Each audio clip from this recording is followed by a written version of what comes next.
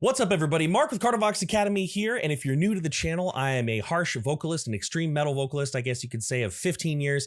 I've been giving extreme vocal lessons for about 5 years, teaching people how to do stuff like safely and efficiently without hurting themselves. And today I'm very excited to be talking about Entheos, Return to Me. Chaney has one of my favorite screams in all of metal, and it's been way too long since we talked about the band. So let's go ahead and let's get into it. Entheos, Return to Me, here we go.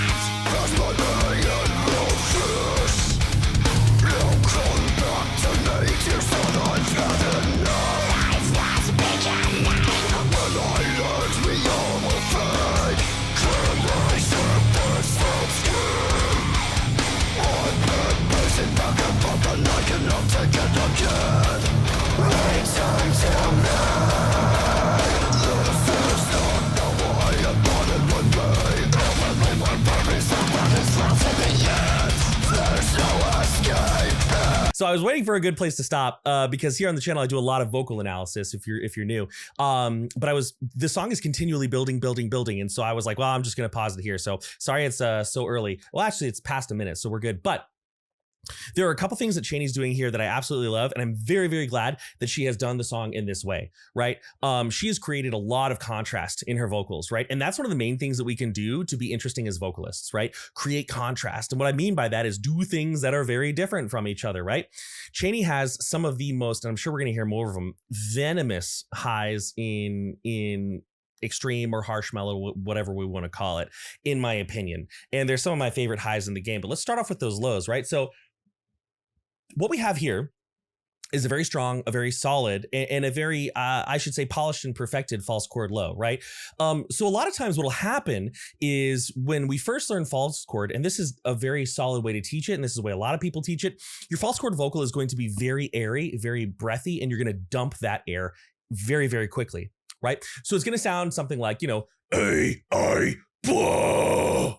And like that right there, I ran out of air extremely quickly. That was natural. That's how that vocal is going to go. Now, that doesn't mean that vocal is wrong, but if you want to hold longer phrases and you don't want to take a lot of intermittent breaths, one thing you can do is you can add a little bit of compression, right, to your scream. Now, compression is a slippery term, but I'm going to talk about it here, and I'm going to save the meat of the lesson for later. But essentially what this means, compression is just a concept, and it's what happens to something that's being both, you know, squeezed and resisted, right? And it's something that we need to be very, very careful of. And in fact, it's a concept I don't really talk about a whole lot because I think sometimes people overdo it. But essentially it's when we take our airflow, you know, and we hold on to it somehow.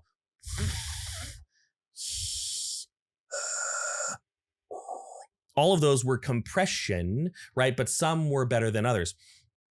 So she's got a lot of that on her lows, and we'll talk about it more in a second. And that high punching in, just that aggressive, like, oh, that was so sick. So I'm gonna kind of just let it keep going because I want you to think about those things before I describe how they work and how she's doing them. But also, I love Entheos' composition because this super down tempo, track. I love down tempo metal. I love slow metal. But then with that, we have these quick like moments on the guitar. Remind me very much of the Faceless, right?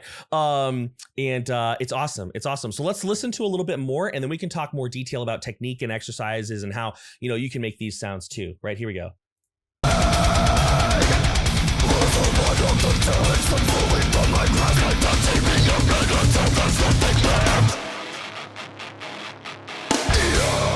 Oh.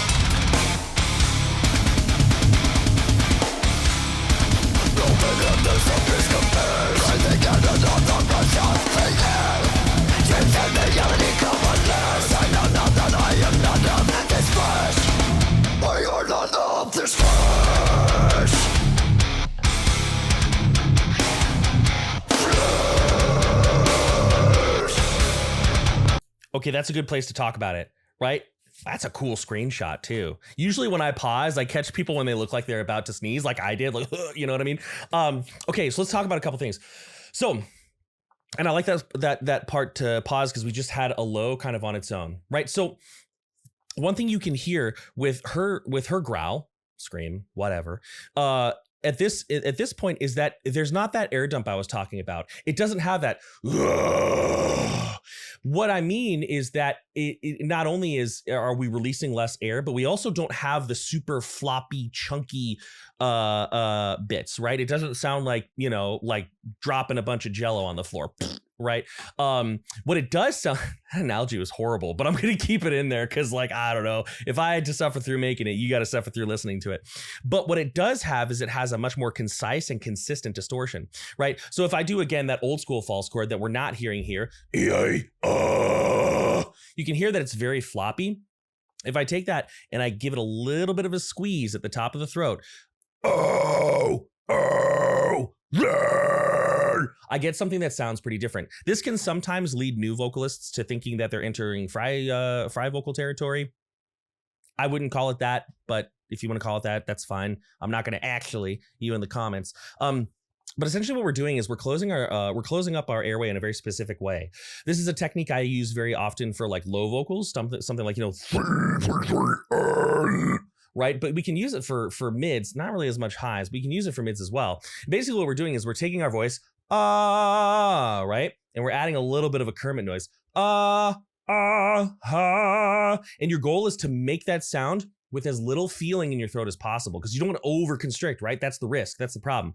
Over constriction is one of the main things that causes vocal strain and vocal pain, right? We don't want that. So if I take this, right there, Kermit the Frog, take that, whoa, beside these, wow. You can hear that you get a new tone. Right now, that tone may sound different, a little differently than you because your vocal anatomy is different, but she's using a little bit of it here, or at least that's what it sounds like to me. We were lucky enough to have her on the channel. I think it was about a year ago, and we talked about her voice. It was super fun. I highly suggest you listen to that video. But she's really controlling that, and part of the reason her tone is so like round and open while still being like slightly squeezed like that in the proper way is because there's not that over level of holding on. There's not that over, like oftentimes when we think we need to hang on to our scream, we'll overdo it. So instead of going we'll go and that'll create like this sound, and that's neither comfortable nor really productive. You can use it for cool stuff, but that's not what's happening here. I am also loving how she is taking such a staccato approach to her voice. And this song is both down tempo and extremely, there's just tons of like punchy, like we'll hear the drums, and I'm not a drummer, right? So and I don't remember exactly what they did, but we'll hear the drums go like, and then, you know, the guitars are punching in and out. The whole song is trading punches with itself. And I feel like I don't know which stage she records her vocals in. Maybe she does vocals early. Maybe like me, she does vocals very, very late. In Kardashev, the band I do vocals for, I'm always like dead last. It's kind of annoying for the other band members. I'm sorry sometimes. But whatever point she did it, like she could tell what the song needed, and she did it, and she's dominating. It's awesome. Let's keep going. I'm hoping we hear some more highs because I really want to talk about her high vocals. Love her high vocals. Feel the cold embracing my bones, sinking in discomfort on my skin. Call my name and don't know it's real. That was interesting. Let the days you've lost echo in your mind. As you return with time into the darkness, you have given your life of something less than you had envisioned. The station won't take from us until there is nothing there. There's something just collect.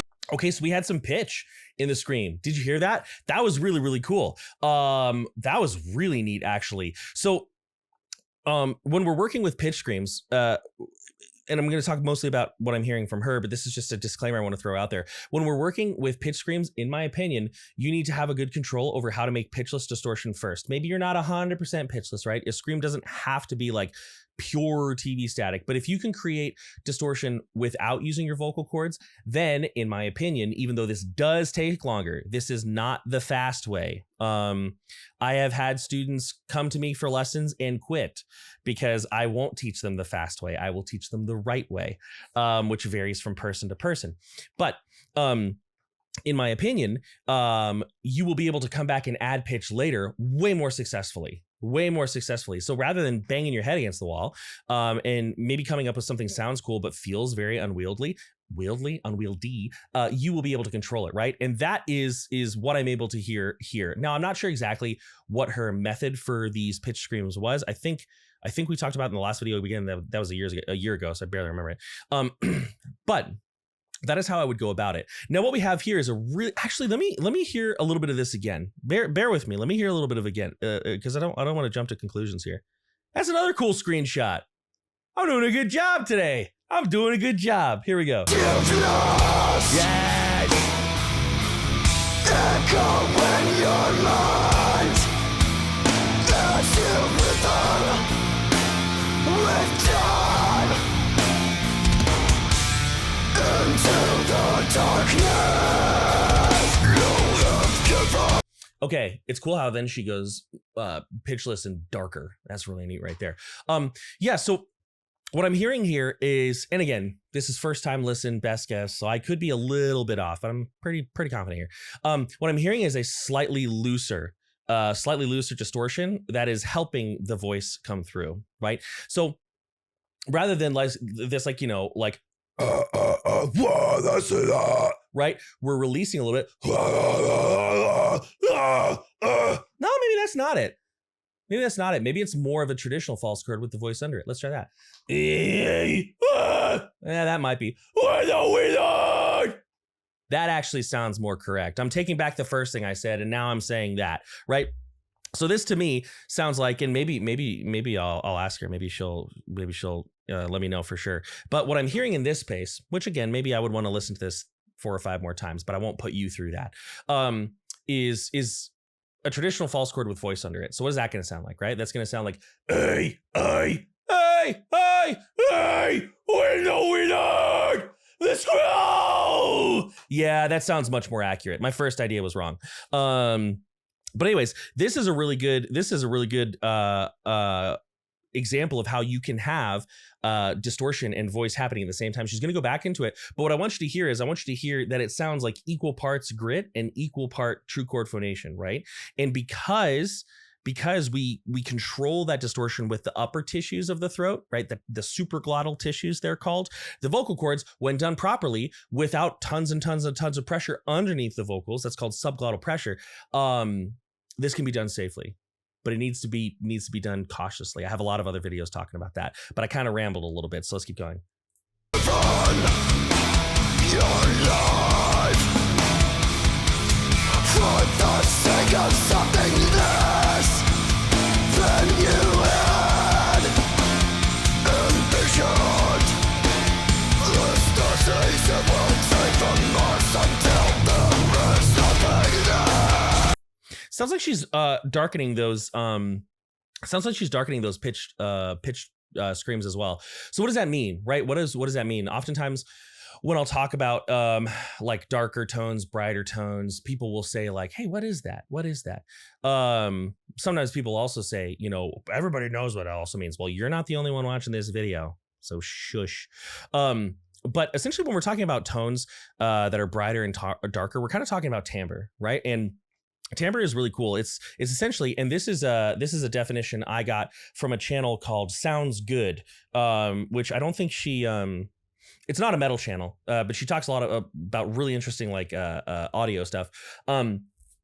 I don't know if she's making videos anymore, but basically she had this really big video on timbre, and she said it in a way I really like, which is that timbre is the way that we can make the same pitch sound different. I think that's what she said. And I thought that was very, very intuitive, right? So I can't remember her name. Check out her channel. Sounds good.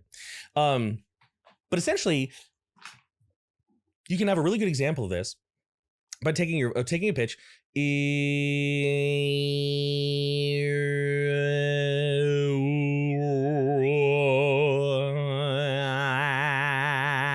Right? That was the same pitch all the way through, but it sounded different. We can do that with our screams too. We can do things to change the timbre, the color, the texture of our screams, right? And so what I'm hearing here, if I was able to see her actually recording this is what I'm envisioning in my head, is like, for me, if I do like a really neutral pitch scream, which is just going to be me saying like, you know, I don't know, what's something I can say? I've got a 1970s Lord of the Rings collectible calendar over there. It's really cool. Maybe I'll show you at the end of the video. It's awesome. So maybe I'll just say Lord of the Rings, right? So if I took a pitch scream and I was like, hey, Lord of the Rings, right? I'm not doing any work to really polish that tone up. It's as if I'm just going, and Lord of the Rings at the same time. But let's say I want that to sound more intimidating, a little bit darker, a little bit more spooky, right? A little bit more aggressive. Sometimes we'll have the inclination to put our pitch down, but that doesn't often work the way that we want it to. And if you think about it, when we're doing pitched growls, especially like these false chord based things, essentially we're building on the way that we yell. We're just yelling strategically, right? And when people get mad, you know, they're not going to like let's say that you see somebody about to break into your car. You're not going to say, hey, get away from my car. You're going to say, hey, get away from my car, right? Hey, get away from my car, hey, right? Hey! Your pitch is actually going to go up, right? So how do we get like a darker, more intimidating tone if our voice is going up in pitch? Well, one way you can do that is with the shape of your mouth, right? I'm putting my jaw forward. I'm kind of puckering, kind of like pursing my lips, making a snarl, and I'm curling my tongue back, right? So if I take this again and I say, Lord of the Rings, it's very neutral. Now I'm going to do the same. I'm going to put it in the same place. Hey, Lord of the Rings, Lord of the Rings, Lord of the Rings. Yeah, there's no drop of the larynx. It's all the same here, but I'm going, Lord of the Rings, Lord of the Rings. And I'm hearing maybe a little bit of that here. It sounds really cool. I'm going to stop speculating and listen to more of this song, but I don't know. I can't help it. I'm a nerd for this stuff. I ramble.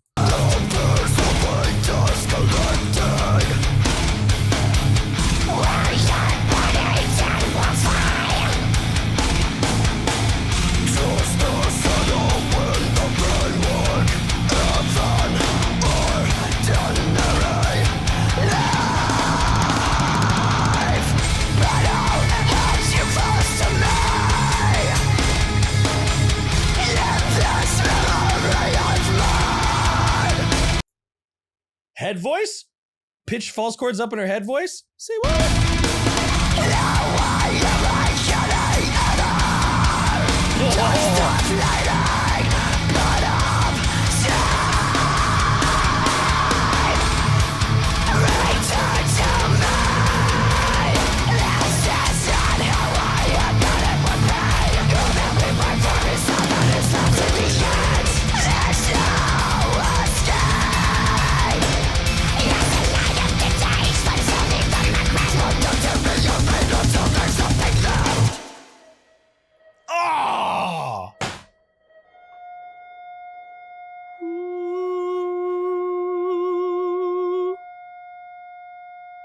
It'd be funny if that note was like on key with the song. That'd be kind of cool. God dang it. Bands always do this. They always build up to this amazing outro and then play it for like 2 seconds. I hate that shit. That's just a personal preference. That's just me. I like unreasonably long outros. Like if there's an outro of a song that I enjoy, I'm like, make it 4 minutes long.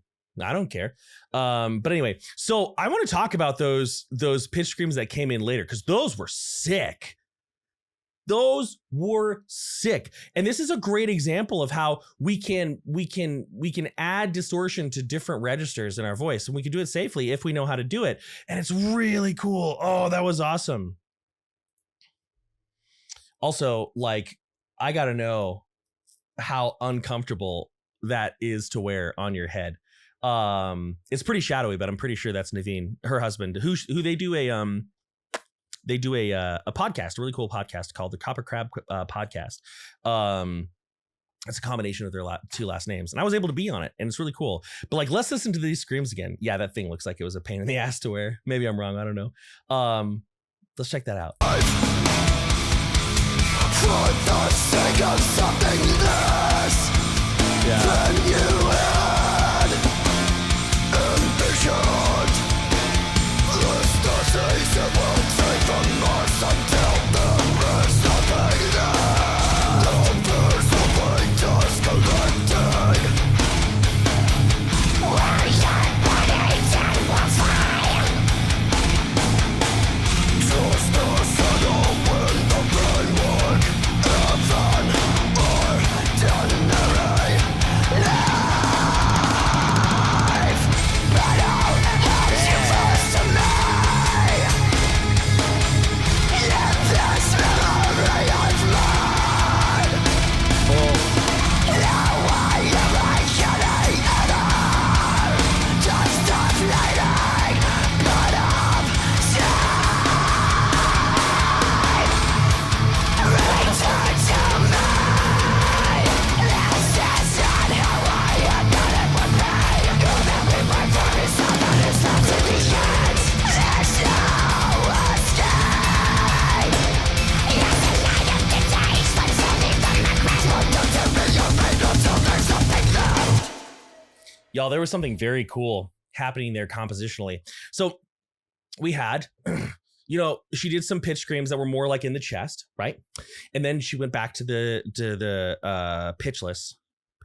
Whenever, oftentimes when I say that, people are like, everything has a pitch. I know that, but could you sit down and find the pitch on a piano? Probably not. Maybe you could find something that would work, but identifying that pitch that's the thing. Anyway, so from the pitchless back to the chesty pitch growl, then to a more headspacey chest growl, right?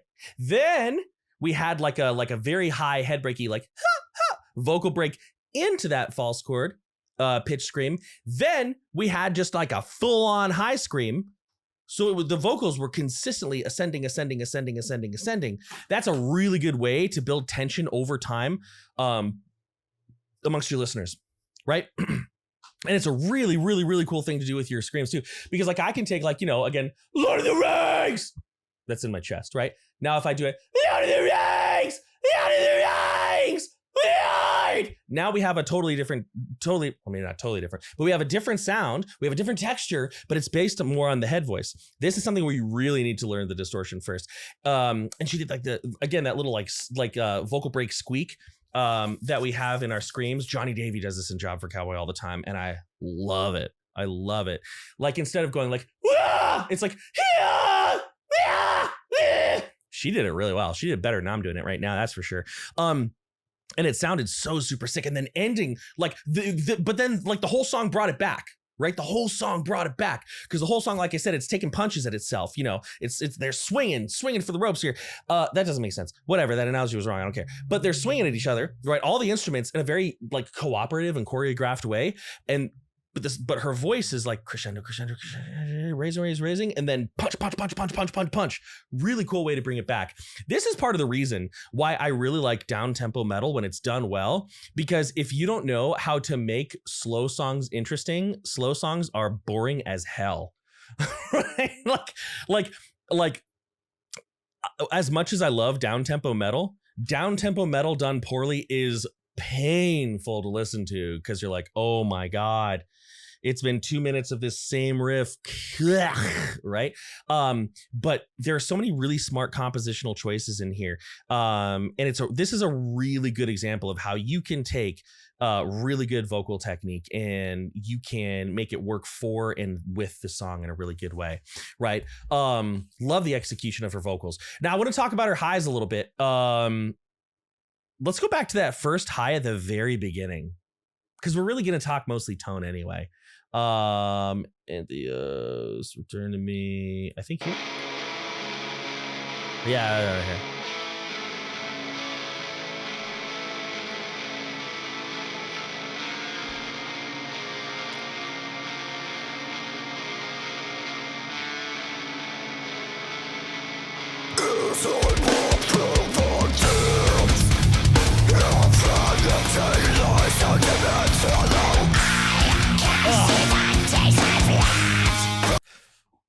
How do those highs not kill you? Like, I feel like those highs, they remind me of like a spitting cobra, just like venomous, right? Like if you were to get spitting cobra venom in your eye, it's got to be like listening to her highs. It's got to be a pretty similar experience. If there's somebody out there right now who's got venom in their eyes and they're like, how dare you? How dare you? You don't know what it's like. They're pissed right now. Anyways, so let's talk about these high vocals. High vocals are something that for a lot of vocalists, fry, false chord, whatever, I don't care, are very, very difficult, right? It's one of the most difficult, in my experience, hurdles for people to pass. Now, I help them pass that hurdle, right? That's what we do. But it's one of the most difficult hurdles for people to pass. Why is this, right? Because when we are screaming, when we are doing high screams, we are creating a vocal tract shape that is going to facilitate high frequencies, right? Now, that's the same thing we do. Okay. That's pretty much the same thing we do when we're singing higher notes, right? Now, the vocal tract shape, if you were to look at, and we're going to find out soon, but if you were to look at like these high vocals, like in an MRI, I don't think you would get the same vocal tract shape between like Chaney or another vocalist that you would get from like an opera singer. But the point stands that you have to change your vocal tract shape away from what's normal to facilitate something that's not natural for people off the bat. Right. And so what a lot of times people will do when they're trying to do high vocals is they will bring a lot of the baggage from singing high notes into doing high screams. Right. This was actually one of my main motivations for finding a second coach to just help out with clean singing lessons. Right. Because oftentimes what would happen is in teaching students high screams, they kind of had to spend a little bit of time, not a ton, but a little bit of time learning to sing high notes. And now I got a person for that, right? She's been giving singing lessons for decades. So a lot of experience there. But my point is this: when we are doing high screams, one of the main things we want to do is we want to focus on just brightening our mids first. We just want to focus on brightening our mids first. We want to climb the ladder, not jump to the top rung. It doesn't make any sense. A really good band that's an example for a sound we can shoot for is a band called De Weg aan de Vrijheid. Sorry for my pronunciation. De Weg aan de Vrijheid. And they have a song called Skepsis 2. That's the one I show all my students. And there's this high scream that's really more of a bright mid. Okay? So it's like, nah, blah, blah, blah. That's it. Blah, blah, blah, blah.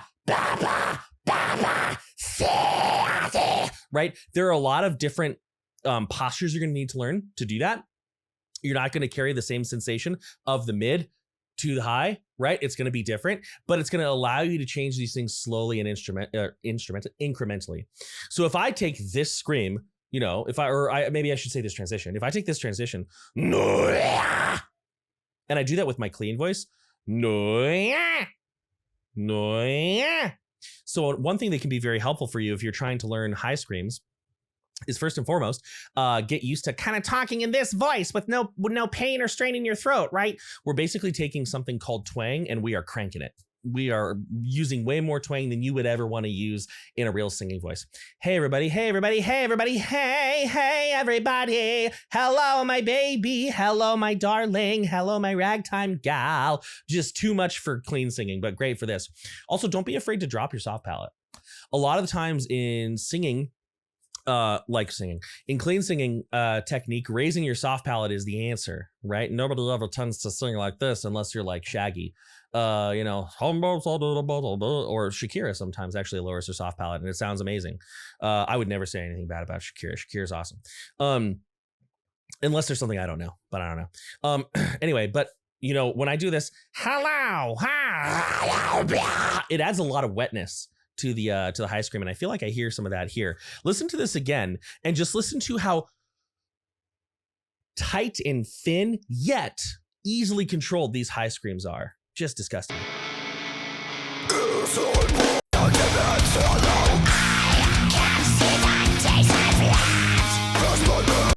What's the I can't see, what is it? It's I can see the days I've lived. Nice. So punching into that I can see the days I've lived, right? With this, you have to be able to squeeze, again, resist, compress that airflow, but you have to do it in the right spot. If you do it on the vocal cords, you're gonna have a bad time. It is not gonna feel good. And so again, I'll leave you with this. One of my favorite exercises for this is just teaching you how to control the muscle movement of and when you can do that, lift the pitch.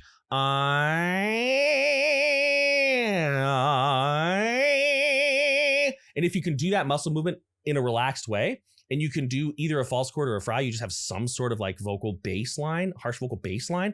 Okay, you can take this. I'm not saying it's gonna be easy, but I'm saying that it works for most people. Anyways, that's 36 minutes of recording. Granted, there's, you know, editing I'll have to do, but super awesome track. If you like this song and you're not familiar with Entheos, definitely give their discography a listen, because a lot of their songs are like really like fast, like kind of tech deathy, but they also do, you know, other stuff very, very well. So hope you enjoyed this video and the education within it. If you like the content, like, share, and subscribe, all that stupid stuff that's annoying for YouTubers to say, but we have to say it because that's how this thing works. I'm over it. Toss a coin to your Witcher, whoever that is in your life. Many thanks, much love, I'm out.